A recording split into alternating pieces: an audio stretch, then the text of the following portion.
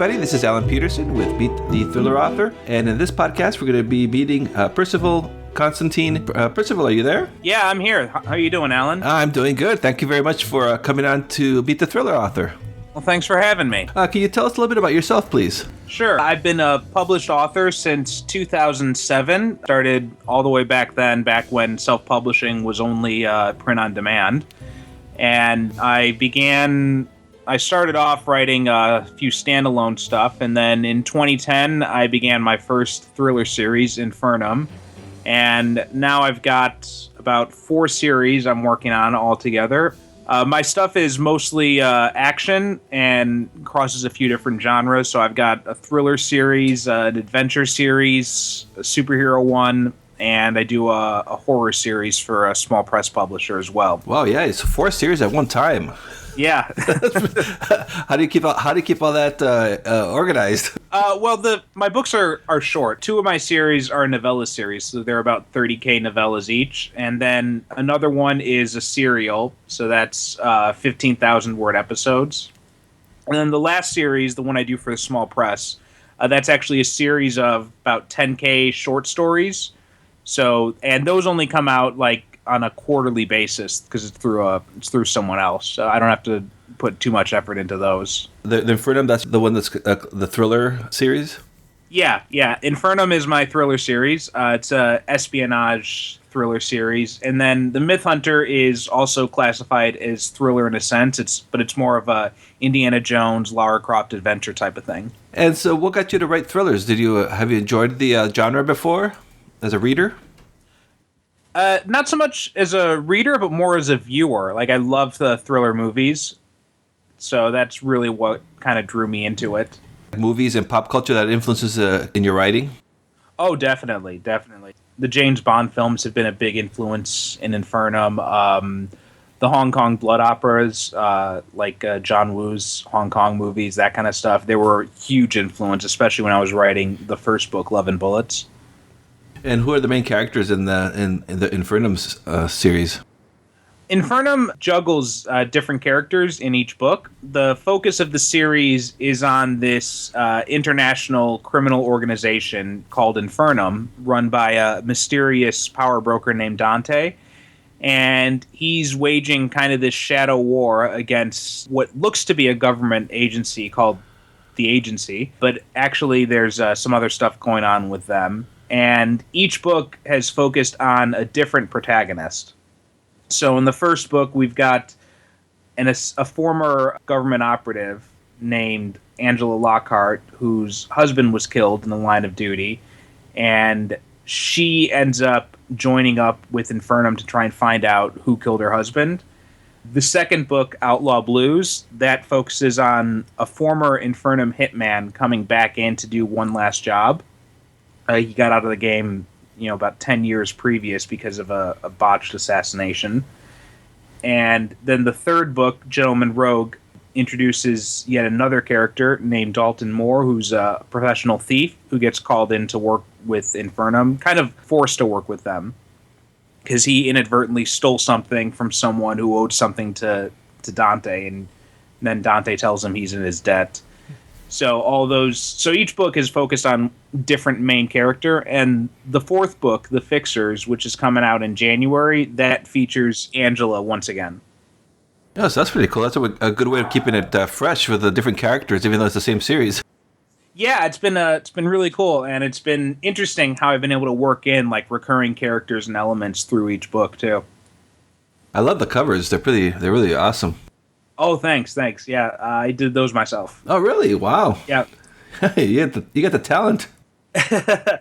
Well, my covers have gone through a few different iterations. So if you look, they've got paperbacks of them on Amazon. So if you ever want to take a look and see the original covers, you can. Although I wouldn't really recommend it. Yeah, I like the font, and I'm looking at the Outlaw Blues and the Gentleman Rogue. That looks pretty cool. Yeah, it's been great. I redid those a few months ago. I'm part of an author group on Facebook, and I was kind of redoing all my covers and asking for their opinion on it. And the people in that group were wonderful and helping me find the right covers and like going back and forth with me on them. Now, what inspired you to write thriller like this the Infernum series? Well, Infernum actually started off. It wasn't wholly my idea to begin with. Several years ago, a friend of mine, Kyle Shire, was working on a student film, or he was planning to work on a student film, and the working title was Codename Black Widow, and he asked for my help in writing the screenplay and playing Dante in the movie. And so we worked together on the screenplay. I brought a lot of different ideas into it, and unfortunately, and we shot some scenes, but unfortunately, the film never ended up getting completed. But I just loved working on the story and working with the characters. So I asked him if he'd be willing to let me turn it into something else. So at first, I tried doing it as a comic book. We actually put out one issue of Love and Bullets, but the artwork wasn't really what I wanted to, so we never put out any others. And then a few years went by, and I just thought, you know what, I want to write this story again. And I had always had this idea of doing it as a series where each book focuses on a different character. So I went back to Kyle and asked him if he'd be okay with that, and he said yeah. And the rest is history. You know, I worked on the first book, made a lot of changes from the script. Like maybe this whole second half of the story is wholly different from what was originally written in the screenplay. So it's been an interesting experiment. Did you find that different challenges if you're writing a screenplay or a comic versus a book?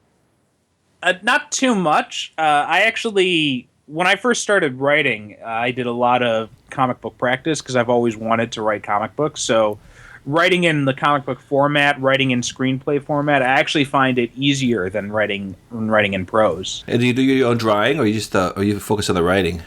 I just do the writing, and I also do comic book lettering too. So I fill in the word bubbles and stuff like that on the page. Oh, okay. Yeah. Yeah, but I need to get someone else to do the art, unfortunately. I wish I could do it myself, and then you'd see a lot more comic books from me if I could. Yeah. Yeah, I saw that on your bio about lettering. I was going to ask you about that because I didn't know what that was. So that's the actual lettering in a comic book. Huh, interesting. Okay. Yeah. Yeah, it's like typesetting, graphic design type stuff. So, and I use those skills now when I design my covers and when I lay out the print books. So where do you get your ideas for your books and your stories? They come from anywhere, really. You know, I'll get some ideas from watching movies or TV or reading books or playing games. Yeah, I mean, you know what it's like when you're a writer. Your mind's always on. The gears are always turning, even if you're not sitting at the computer. Yep. It's a curse. It is. So, I mean, I use OmniFocus, and I've got an entire list of like future project ideas on there. And I'll be watching something on Netflix. I watch a lot of Netflix, so that's a big source of inspiration. And I play a lot of video games and stuff like that, so I'll get ideas from that stuff too. And where in your books in the Infernum series, where are they set? Are they set in the States or international? They're set all over the place. The first two books are, Love and Bullets is all set in the States in one region. Outlaw Blues, it flashes back in time. It flashes from the present and the past. And in Outlaw Blues, like the past sections take place in the U.S. and the past sections tie directly into Love and Bullets, but the present sections take place in a small town in Mexico. Oh.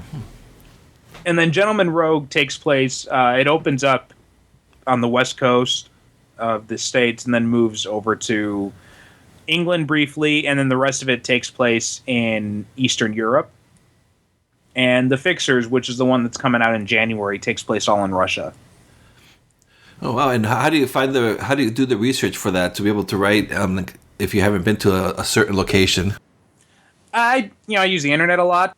I look up stuff on Google Maps if I need to, and try and get a feel of it. But my writing's not overly descriptive, so it's not too big of a deal. Mostly, it's just a few little flavor details that I'll pull out of places. Oh yeah, so it's more of that focus on the action and moving the story along. And Yeah. I focus much more on the action and the plot and the characters.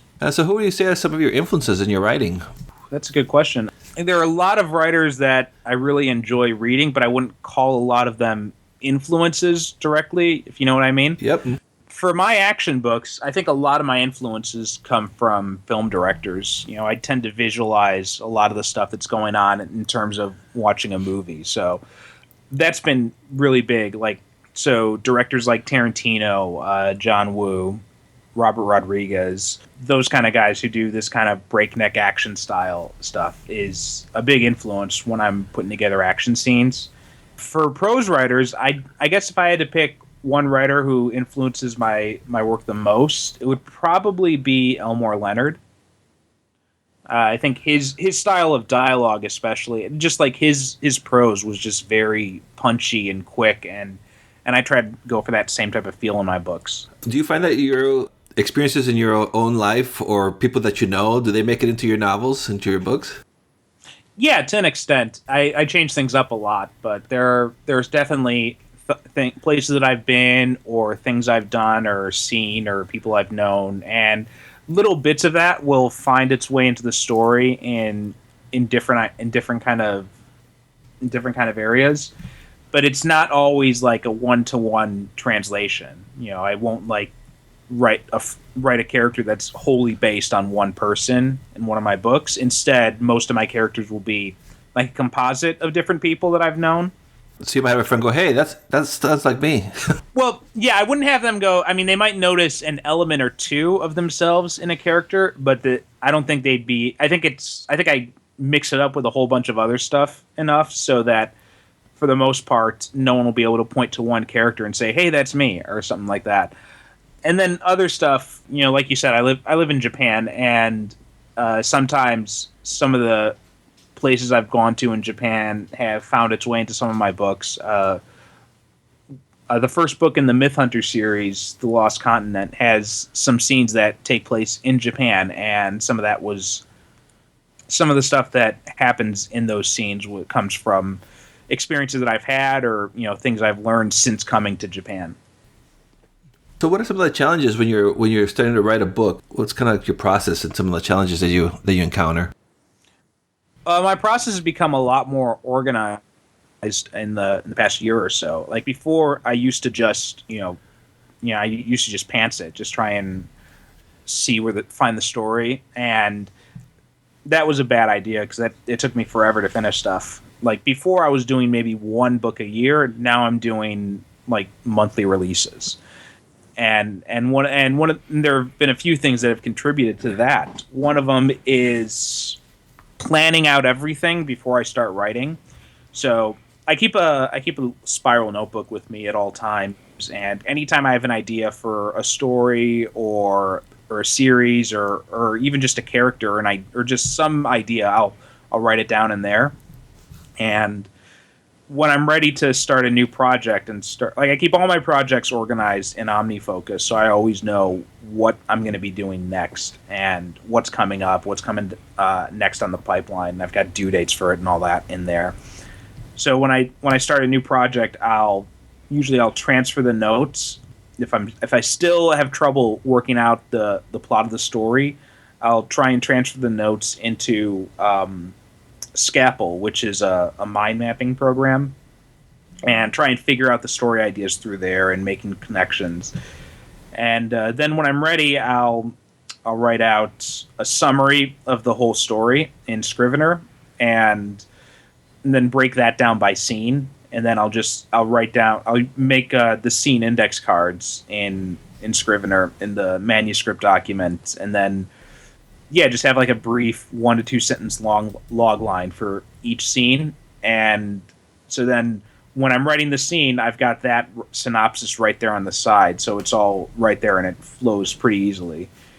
And that's the basic process. And at the end of the day, after I'm done writing, I keep a little writing journal document in Scrivener where I just kind of record whatever thoughts I have. Like most times, it's just as simple as, I wrote X number of words today. This is the total word count, and that's about it. But sometimes I'll have an idea for something that I want to add or change, but I don't want to go through the whole outline. So I'll just make a little note of it in that journal, which kind of helps set me up for the next day too. No, so that's great. So you have a clear path. Yeah, when you start to writing. Yeah, I'm trying to get myself better organized as well, because I was going through the same thing too. It was taking me forever because it was such a mess. Yeah. I mean, and I'm resistant it because I'm a very disorganized person by nature. Like anyone who's ever seen my desk can attest to that. But it's been so helpful for me, and I owe a lot to Chris Fox. We both know from K-Boards, because his book 5,000 words per hour and just like some of his advice in general has really helped me to streamline my writing process and get things organized. Yeah, so you mentioned Scapple. I use that too, and that saved me for my second book, because I was completely lost on it. So I threw it in Scapple, and that really helped me a lot. So that's been an awesome tool. Yeah, I haven't used it too much. I'm actually still on the trial version, so no. Okay. See, I sold on it 100% yet. Not well. I am. I'm just trying to run out the clock, I guess. Yeah, that's what I do. But it's been really good, because for the most part I don't need to use it, but there are a few times that I haven't had to use it, and when those times have come, it's been a godsend. So it's not something I'll use for every project, but like I'm working on the third season of my serial Vanguard right now, and I was having real trouble laying out the episodes for each season for this season, and trying to figure out what should happen in which episode. Like I had the first one and the last one down, and then I just had to try and figure out the ones in between there. And I had all these random ideas and all these random notes in the notebooks, and I just started putting them into Scapple, and then just trying to see where I could connect them, how I could all make it work out, and it was really helpful. And do you write every day? Do you have a word count that you try to reach? Yeah, I write 5 days a week. I usually get up about 6:30, 7 o'clock in the morning, and I'll do 3 20-minute sprints. So that works up to about an hour of typing time, and in that time I can usually hit 2 to 2,500 words.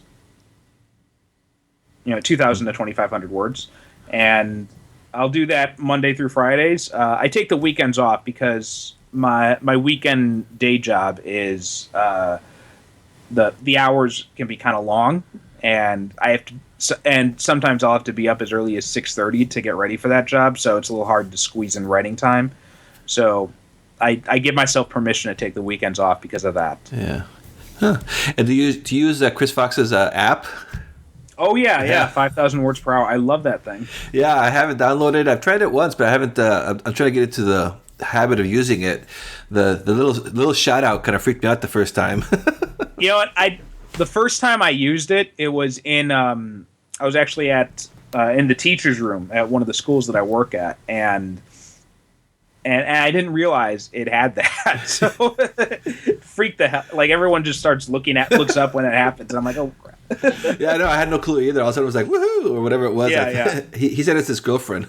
It's his girlfriend and her sister, I think. Yeah, that's pretty funny. And so, where do you usually write? Do you have is it always in the same spot or? Yeah, I mean, I used to try and be a bit more mobile in my writing. Especially at my last teaching job, there was a lot of downtime, and so I would try to squeeze in writing here and there whenever I could. But the problem with doing that is that I kept counting on that free time, and that free time wasn't always there, and I kept missing writing sessions as a result. And I also used to try writing it. Then I also tried writing at night at home, but that was just that was not going to happen. You come home from a busy day, the last thing you want to do is work some more. So I started writing in the morning instead, which has helped me hit my word count goal every day. But I've got a little home office set up in my apartment here. I got a nice desk set up. I got all my different elements all surrounding me. Like I've got writing books within reach. I've got a few different infographic type stuff for plotting posted up on the wall above my desk. I've got a Batman picture pointing at me saying quit procrastinating, write. I like that one. I'll have to get that one for myself. Yeah, it helps. Yeah, stop looking up here. Yeah. You say so? You've been writing for a long time, huh? So how long have you been writing? Since I was 10 years old, actually. Oh wow, okay, so that is a long time, huh? I started writing way back in elementary school. Like I'd jot down, I'd fill like these, spiral notebooks with different stories, and I still have those notebooks, but nobody else will ever see them. I'm tempted to just throw them all in the fire one day, but you gotta keep those now, yeah. Just to make sure no one ever digs them up. Yeah, I know people who weren't happy with what they were writing, and they've deleted the whole thing. I could never do that. Even if I hate it, I have it stored somewhere. Yeah, stuff I've written since then. Like I've got my hard drive is littered with the corpses of dead manuscripts. Yep. But I started writing, way back then, and then in high school, I started to write fan fiction, comic book fan fiction, and some video game fan fiction, and I did a lot of that, and I credit a lot of that actually with helping me to become a better writer, because it was kind of like training wheels for the real thing. And when did you get an idea of like, oh, maybe I could start publishing my own stories? Friend of mine, Derek Ferguson. This was maybe I had to have been in college. It must have been like maybe 2003, 2004, or something like that. And he said to me one day, he's like, "I'm waiting for you to write a novel." And I'm like, "Novel? Fuck that! I can't do that." But then the idea stuck in my head. I'm like, well, I mean, I write all this, this fanfic, so maybe I can do that. And so I tried with NaNoWriMo and failed. Tried again, failed again. And then finally, I think it was 2005 or 2006, I tried again the third time, and that's when I finally succeeded, and I wrote Fallen, my first novel. And I tried shopping that around and tried to get an agent for it. I sent out queries to about like 50 agents. Of those 50, maybe like 10 responded. Of those 10, maybe 3 were actual responses that weren't just canned responses, formal rejection letters. And in those 3, like all of them basically said the same thing. It's pretty good, but we can't market it. And so around that time is when I found out about Lulu and print on demand self-publishing, so I put it out through them. Oh, so you were ahead of the curve before the whole Kindle revolution. Right, and unfortunately I missed the boom period because I wasn't really paying attention. So I published Fallen in 2007, and then 2009 I published my second book, Chasing the Dragon. And then starting in 2010 is when I did my first series, and I was doing, one book a year basically. But I had no idea of this larger self-publishing community that was out there. I didn't find out about it until maybe like the end of 2013. And that was when I discovered like self-publishing podcast and Creative Pen and all these other resources. And so then I spent like all of 2014 just like absorbing as much information as I could. And I didn't really put out anything in 2014. And then I was basically trying to set myself up for 2015 to kind of jump from doing one release a year to doing, several a year. And so that was what 2014 was like, trying to get my routines in place, trying to figure out how everything worked. So unfortunately, I missed the boat on, the big gold rush days of KDP back when, going from free to paid, shot you up in the charts. Yeah. I wish to God I knew now. I knew then what I know now, because I probably could have had a lot more success a lot earlier on. Yeah. Well, but now you're out there now, so right? Yeah, and I'm slowly, like every month, it kind of builds up a little bit more. So it's been a slow process, sometimes frustratingly so, but I'd be writing even if I wasn't getting any money for it. So yeah, that's a nice bonus. yeah. And do you find that do you still find time to read, or with it seems like you have a really busy schedule? Oh yeah, I think you have to find time to read. I think if you're going to be a writer, you always have to keep absorbing new stuff and keep working on improving your prose. And a big part of that is reading other writers. And so at my weekend job, there's a lot of downtime, and so I bring my Kindle with me during that time, and I'll read when I can there. Other times, if I'm waiting somewhere, like sometimes at my teaching job, I'll get there early and I'll finish my class prep with some time to spare, so I'll have like 10 minutes of reading time there that I can squeeze in. Or if I'm taking the bus or something like that, then I'll bring my Kindle along with. So I try to squeeze it in whenever I can. Yeah, I think I agree with that too. That it's important to read. It's always a great way of learning and just keep going. Yeah, I've heard some people say that they don't like reading other writers because they're worried about being influenced. But I don't know, that kind of seems like it to me. It's like a musician who says he doesn't listen to other people's music because he's worried about being influenced, or a director who says he doesn't watch other films. I think you've got to get influences from other writers, from other people. It's how you grow as a writer, I think. Yeah, I agree with that. And yeah, so far the interviews that I've had, I think it's probably running 50-50, where like you said, they don't want to read anybody in their own genre, but I do. I like to read thrillers, so I'm not going to stop. Yeah, I mean, if I didn't read anyone in the genre I was writing at the time, then I'd probably never be able to read anything. Yeah, exactly. So, I'm not going to sacrifice my enjoyment of reading. Right. Yeah. And sometimes, I'll read something in a book and I'll think, oh, that's really cool. I wonder if I could do something like that in this project. Mm-hmm. It kind of helps me find, shortcuts in my own work that maybe there's a problem that I've got in one of my books. And seeing how other writers have faced something similar and gotten around it, can really help me solve that problem too. So can you tell us a little bit about your work in progresses right now? Yeah, so right now I'm working on the third season of Vanguard, which is a young adult sci-fi superhero serial. And I actually just started the second episode of that season yesterday, and that'll be coming out probably February or March of next year. The Infernum series, I've got 5 books total planned in that series. So The Fixers is book 4. That's coming out in January. It's actually up for pre-order now. And then I'll have one more book in that series, then I'm going to close it out. And I'll replace it with something else. Then I've got the Myth Hunter series, which is like Indiana Jones adventure.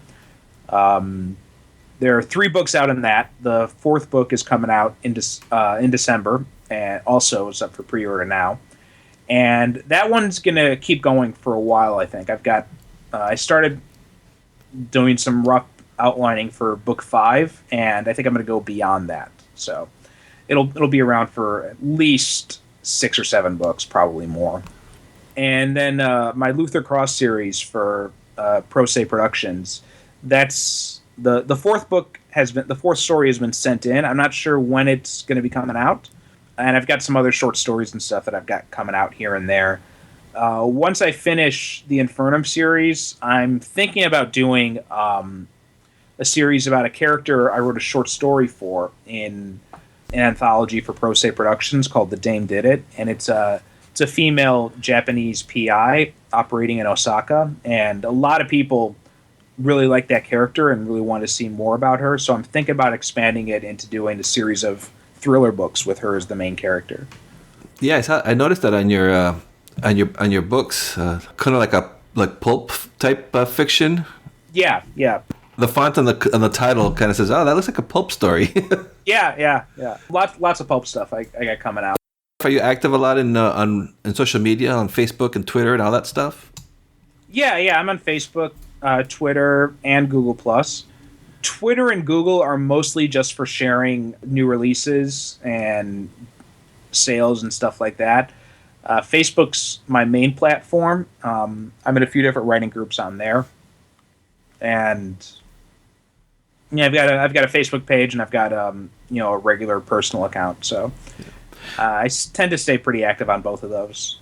Yeah, and I'll have links to all that stuff on the website. If people are listening to this, and your main website is at percivalconstantine.com, right? Yep, that's correct. Okay. So is there anything else you want to tell the listeners before I let you go? I've got some free books out there. So that's always a good thing. Yeah. The first book in Infernum and in the Myth Hunter series are both free.